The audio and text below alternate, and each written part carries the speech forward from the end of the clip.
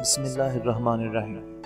حالیہ دنوں میں پاکستان میں سب سے زیادہ مشہور و مقبول ہونے والا ڈرامہ ارطغرل غازی سے ہر کوئی واقف ہے۔ ڈرامہ سیریل ارطغرل غازی کی اہم شخصیات انتقال کر گئی۔ السلام علیکم ناظرین، ایک اور نئی ویڈیو میں میں آپ لوگوں کا ہوسٹ ویب سپارہ آپ لوگوں کو خوش آمدید کہتا ہوں، اور نئے آنے والے سبھی ناظرین سے یہ گزارش کرتا ہوں کہ پلیز ہمارے چینل کو سبسکرائب کر لیں تاکہ آپ کے پاس انفارمیشن کی دنیا کی رپورٹ بآسانی سے مل سکے۔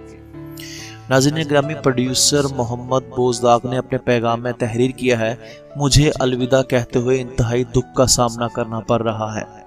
ہمارا سنگیت کا سفر یہیں ختم ہوا، وہ سنگیت جو ہمارے ڈراموں کی روح ثابت ہوئے۔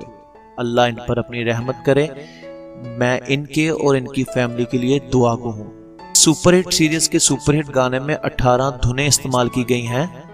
دنیا بھر میں اپنی دھن سے تہلکہ مچانے والا ترک موسیقار اب ہم میں نہیں رہا۔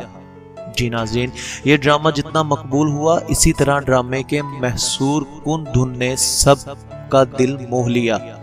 دھن ترتیب دینے والے باصلاحیت موسیقار ایلپے گولٹن 48 سال کی عمر میں انتقال کر گئے۔ انتقال کی خبر ڈرامہ پروڈیوسر محمد بوزداغ نے اپنے ٹویٹر اکاؤنٹ پر دی ہے۔ نگرامی، ارطغرل غازی کی دھن کو بہت زیادہ پسند کیا گیا۔ اس دن کو نہ صرف ترکی بلکہ دنیا بھر میں سراہا گیا، اور یہ دھن لوگوں نے اپنے سحر میں جگہ لیتی ہے۔ ڈرامہ ارطغرل غازی پر پاکستانیوں کا رد عمل نے بھی ڈرامہ بنانے والوں کے دل جیت لیے۔ یہ ڈرامہ پاکستان اور بھارت سمیت کئی ایشیا ممالک میں نشر کیا جا رہا ہے۔